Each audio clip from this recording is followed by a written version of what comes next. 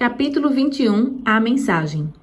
Guilherme Miller e seus companheiros haviam tentado ajudar as pessoas que afirmavam ser religiosas a ver a verdadeira esperança da igreja e sua necessidade de uma experiência cristã mais profunda.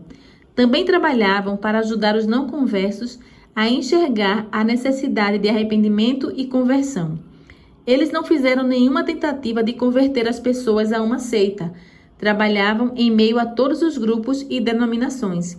Miller disse: queria beneficiar a todos. Eu achava que todos os cristãos se alegrariam com a proximidade da vinda de Cristo e que aqueles que não conseguissem entender da mesma maneira que eu, não amariam menos os que aceitassem essa doutrina. Não imaginava que haveria necessidade de reuniões separadas. A maioria dos que se convertiam por causa de minhas pregações se uniam às diversas igrejas já existentes. Quando, porém, os líderes religiosos se decidiram contra a doutrina do advento, negaram a seus membros o privilégio de ouvir as pregações sobre o segundo advento ou até mesmo de falar sobre sua esperança na igreja. Os fiéis amavam suas igrejas, mas quando viram que seu direito de investigar as profecias estava sendo retirado, sentiram que sua lealdade a Deus não permitiria que se sujeitassem. Assim, sentiram-se justificados em se separar. No verão de 1844, cerca de 50 mil haviam deixado suas igrejas. Na maioria das igrejas, por anos, as pessoas se adequaram, de forma gradual mas constante, a práticas cada vez mais mundanas e a um declínio na vida espiritual. Naquele ano, porém, houve sinais de uma queda acentuada em quase todas as igrejas do país. Tanto a imprensa religiosa quanto a secular comentaram bastante sobre o fato. Barnes, autor de um comentário e pastor de uma das principais igrejas da Filadélfia, afirmou que agora não há nenhum despertamento, nenhuma conversão, nem muito aparente crescimento em graça nos membros da igreja, e ninguém aparece em seu escritório para conversar sobre a salvação. Há um aumento da mentalidade mundana. É do mesmo jeito em todas as denominações. Em fevereiro do mesmo ano, o professor Finney, da Faculdade de Oberlin, declarou: de modo geral, as igrejas protestantes do nosso país ou são descuidadas ou hostis a quase todas as reformas morais dessa era. A apatia espiritual está em toda parte e é temivelmente profunda. A imprensa religiosa de todo o país dá testemunho disso. São muitos os membros da igreja que estão se tornando adoradores da moda, dando as mãos para os descrentes em festas de prazeres, danças, comemorações, etc. As igrejas em geral estão se tornando tristemente corruptas. Elas se afastaram muito do Senhor e Ele se retirou delas. Rejeição da luz. A escuridão espiritual não acontece por causa de um afastamento arbitrário da divina graça de Deus, mas porque homens e mulheres rejeitam a luz. Pelo envolvimento com o mundo e esquecimento de Deus, o povo judeu ignorou o advento do Messias. Em sua descrença, rejeitou o Redentor. Mesmo assim, Deus não retirou da nação judaica as bênçãos da salvação, mas aqueles que rejeitam a verdade fazem das trevas luz e da luz trevas. Isaías 5:20. Depois de rejeitar o evangelho, os judeus deram continuidade aos antigos ritos, mesmo admitindo que a presença de Deus não estava mais no meio deles. A profecia de Daniel apontava inegavelmente para o tempo da vinda do Messias e predisse com clareza a sua morte. Por isso, os judeus passaram a desencorajar seu estudo e, por fim, os rabinos pronunciaram a maldição sobre todo aquele que tentasse calcular o tempo. Nos séculos desde então, o povo de Israel tem permanecido em cegueira e rebelião, indiferente à graciosa oferta de salvação divina, negligenciando as bênçãos do Evangelho. Essa experiência nos dá uma solene e temível advertência de como é perigoso rejeitar a luz do céu. Todos aqueles que silenciam a convicção do dever, porque ela interfere em seus desejos, acabam por perder a capacidade de diferenciar entre a verdade e o erro. Separaram-se de Deus. Quando as pessoas rejeitam a verdade divina, a igreja fica em trevas. A fé e o amor esfriam e começam os conflitos. Os membros das igrejas concentram seus interesses em iniciativas mundanas e os pecadores se tornam mais endurecidos em sua rebelião. A primeira mensagem. A primeira mensagem angélica de Apocalipse 14 tinha o propósito de separar de influências corruptoras aqueles que afirmavam ser o povo de Deus. Nessa mensagem, Deus enviou uma advertência à igreja que, se houvesse sido aceita, teria corrigido os males que a estavam separando dele. Se as pessoas tivessem aceitado a mensagem, humilhando o coração e se preparando para entrar em sua presença, o Espírito de Deus teria sido derramado. Mais uma vez, a igreja alcançaria a união, a fé e o amor que tinha na época dos apóstolos, quando uma era a mente e o coração dos fiéis, e quando o Senhor lhes acrescentava diariamente os que iam sendo salvos. Atos 4:32 e 2:47. Se o povo de Deus tivesse aceitado a luz de sua palavra, teria alcançado a unidade que o apóstolo descreve, a unidade do Espírito pelo vínculo da paz. Segundo ele, há um só corpo e um só Espírito, assim como a esperança para a qual vocês foram chamados é uma só. Há um só Deus, uma só fé, um só batismo. Efésios 4:3-5. Aqueles que aceitaram a mensagem do Advento vinham de diferentes denominações e todas as barreiras denominacionais caíram por terra. Credos conflitantes se esfacelaram. A mensagem corrigiu os falsos pontos de vista em relação ao segundo advento. As pessoas consertaram os erros e os corações se uniram em doce comunhão. O amor predominava. Essa doutrina teria feito o mesmo para todos, caso todos a tivessem aceitado. Em seu papel de sentinelas, os pastores deveriam ter sido os primeiros a reconhecer os indícios da volta de Jesus, mas falharam em aprender a verdade com base nos profetas ou nos sinais dos tempos. O amor a Deus e a fé em sua palavra haviam esfriado e a doutrina do advento só despertou sua descrença. Assim como nos tempos de Cristo, as pessoas rejeitaram o testemunho da palavra de Deus com a pergunta: por acaso alguém das autoridades ou dos fariseus creu nele? João 7:48. Muitos desencorajavam o estudo das profecias, alegando que os livros proféticos eram selados e não podiam ser compreendidos. Vários depositavam sua confiança nos pastores e se recusaram a ouvir. Alguns se convenceram da verdade, mas não ousaram anunciá-la por medo de serem expulsos da sinagoga. João 9:22. A mensagem que Deus enviou para provar à igreja revelou quantos haviam colocado suas afeições neste mundo em vez de amar a Cristo. A recusa em dar ouvidos ao primeiro anjo foi a causa da terrível condição de mundanismo, apostasia e morte espiritual que predominou nas igrejas em 1844. A segunda mensagem.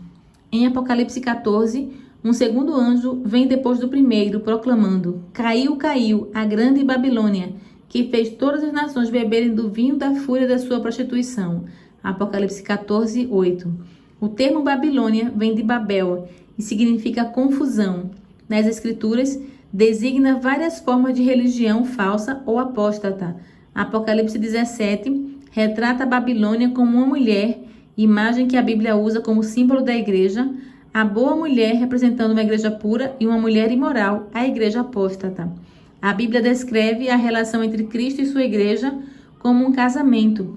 O Senhor declara: eu me casarei com você para sempre. Eu me casarei com você com justiça. Oséias 2:19.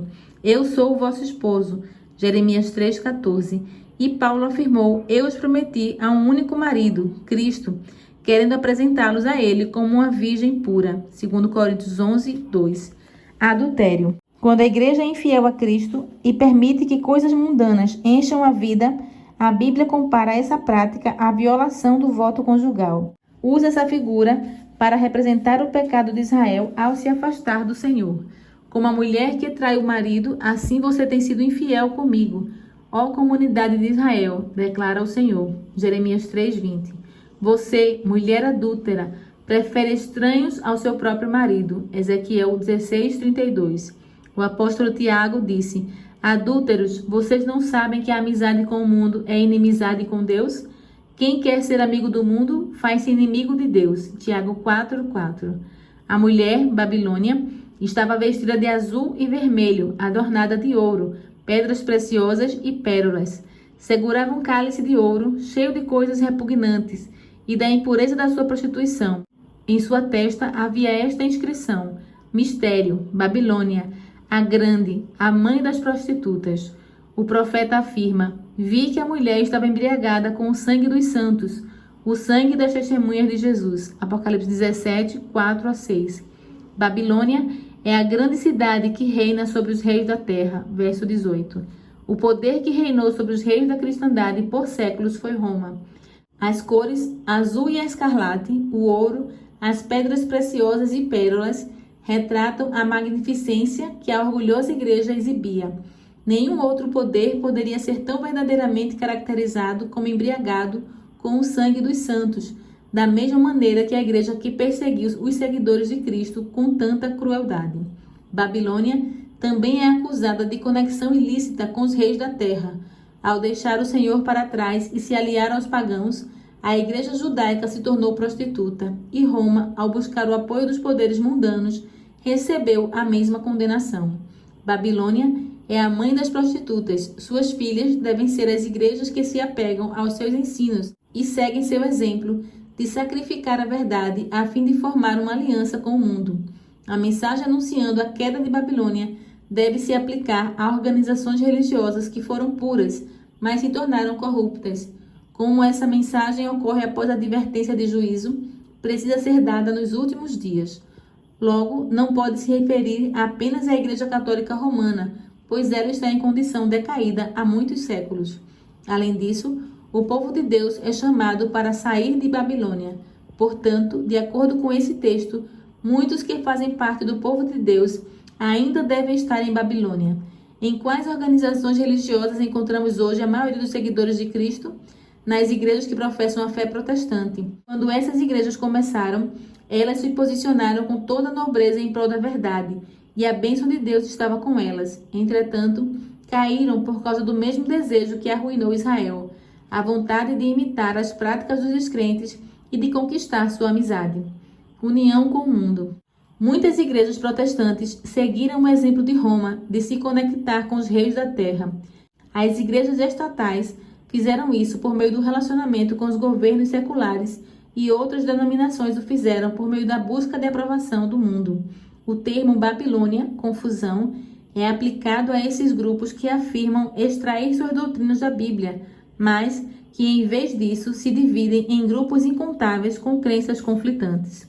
Uma obra católica romana argumenta que se a Igreja de Roma pode ser culpada de idolatria em relação aos santos, sua filha, a Igreja Anglicana, deve ser culpada do mesmo, pois tem 10 igrejas dedicadas a Maria para cada igreja dedicada a Cristo.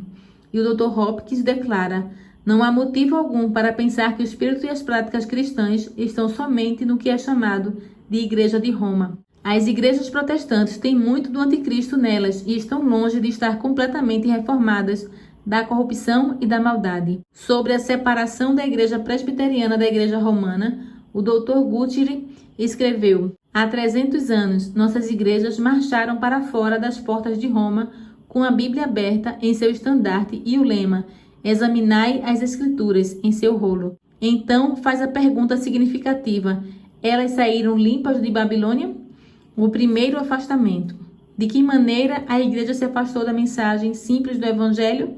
Tornando-se semelhante ao paganismo, para que os pagãos aceitassem o cristianismo com mais facilidade. Então, ao fim do segundo século, a maioria das igrejas assumiu nova forma. Quando os antigos discípulos desceram à sepultura, seus filhos, assim como os novos conversos, se levantaram e remodelaram a fé. Uma inundação pagã assolou a igreja, carregando seus costumes, suas práticas e seus ídolos para dentro dela. A religião cristã conquistou o favor e o apoio de governantes seculares. Milhares aceitaram a forma do cristianismo, mas muitos permaneceram basicamente pagãos, adorando seus ídolos em segredo. O mesmo processo não se repetiu em quase todas as igrejas que se denominam protestantes? Assim que os fundadores, que tinham um verdadeiro espírito de reforma, faleceram, seus descendentes remodelaram a fé, recusando-se cegamente a aceitar qualquer verdade além da que seus antepassados viram. Os filhos dos reformadores deixaram seu exemplo de abnegação e afastamento do mundo. É triste notar o quanto as igrejas populares estão afastadas do padrão bíblico. Ao falar sobre dinheiro, John Wesley disse: não desperdice nenhuma parte de um talento tão precioso em roupas desnecessárias ou caras, ou em adornos inúteis. Não desperdice nenhuma parte dele em belas decorações para suas casas, em móveis desnecessários ou caros, em quadros dispendiosos, pinturas e enfeites, enquanto vocês estiverem vestidos de púrpura e de linho finíssimo e todos os dias se regalando esplendidamente. Lucas 16:19. Sem dúvida, muitos aplaudirão sua elegância e bom gosto, sua generosidade e hospitalidade, mas fariam melhor em se contentar com a honra que vem de Deus. Governantes, políticos, advogados, médicos e comerciantes entraram para a igreja a fim de promover seus interesses mundanos. As organizações religiosas, enriquecidas pelos recursos desses mundanos batizados, passam a buscar ainda mais a popularidade. Constroem templos esplêndidos e extravagantes. Pagam um salário elevado para um ministro talentoso entreter o povo. Seus sermões devem ser suaves e agradáveis para os ouvidos encantados pela moda, e assim ocultam pecados da moda sob uma aparência de piedade. Um escritor do Independente de Nova York falou o seguinte em relação ao metodismo: a linha de separação entre o espiritual e o mundano se apaga em uma espécie de sombra, e homens zelosos de ambas as partes estão trabalhando para acabar com todas as diferenças entre suas variedades de atos e divertimentos. Nessa onda de buscar prazeres, o sacrifício pessoal em prol de Cristo se perdeu quase que por completo. Se há necessidade de recursos agora, não se deve pedir a ninguém que doe, nada disso. Façamos um festival, um espetáculo, um teatro, um jantar dos tempos antigos ou algo para comer, qualquer coisa que divirta as pessoas. Robert Atkins retratou o declínio espiritual na Inglaterra. Apostasia, apostasia, está gravado na frente de cada igreja. E se simplesmente eles soubessem e sentissem, poderia haver esperança. Mas não, exclamam. Somos ricos, cheios de bens e nada nos falta. O grande pecado de Babilônia é que ela tem dado a beber a todas as nações do vinho da fúria de sua prostituição. Apocalipse 18:3. Esse vinho representa os falsos ensinos que ela aceitou em consequência de sua amizade com o mundo. Em retorno, exerce uma influência corruptora sobre o mundo ao ensinar doutrinas opostas às declarações simples da Bíblia. Se o mundo não estivesse tão embriagado com o vinho de Babilônia, um grande número de pessoas se convenceria e converteria pelas verdades claras da palavra de Deus. Mas a fé religiosa parece tão confusa e contraditória que as pessoas não sabem em que acreditar. O pecado da falta de arrependimento por parte do mundo jaz à porta da igreja. A segunda mensagem angélica não se cumpriu completamente em 1844. As igrejas vivenciaram, naquela ocasião, uma dissolução moral por recusar a luz da mensagem do advento, mas a queda não foi completa. À medida que continuam a rejeitar as verdades especiais para este tempo, têm afundado cada vez mais. No entanto, ainda não se pode dizer caiu a grande Babilônia, que fez todas as nações beberem do vinho da ira da sua prostituição. Apocalipse 18:3. As igrejas protestantes estão incluídas na denúncia solene do segundo anjo, mas a obra da apostasia não chegou ao seu auge. Antes da vinda do Senhor, Satanás trabalhará com todo o poder, com sinais e com maravilhas enganadoras, e aqueles que rejeitaram o amor à verdade que os poderia salvar serão deixados para aceitar o poder sedutor a fim de que creiam na mentira. 2 Tessalonicenses 2, 9-11. Somente quando a igreja se unir completamente ao mundo é que a queda de Babilônia será completa. A mudança é progressiva e o cumprimento final de Apocalipse 14:8 ainda é futuro. A despeito das trevas espirituais nas igrejas que formam Babilônia, a maioria dos verdadeiros seguidores de Cristo ainda está nessas igrejas. Muitos nunca tiveram contato com as verdades especiais para este tempo. Vários anseiam por luz mais clara, procuram a imagem de Cristo em suas igrejas, mas não a encontram. Apocalipse 18 aponta para o momento em que Deus chamará seu povo, que ainda está em Babilônia, para se separar da comunhão com ela. Essa mensagem, a última que o mundo ouvirá, cumprirá sua obra. A luz da verdade brilhará sobre todos os que têm o coração aberto para recebê-la, e todos os filhos do Senhor em Babilônia obedecerão ao chamado: saiam dela vocês, povo meu. Apocalipse 18, verso 4.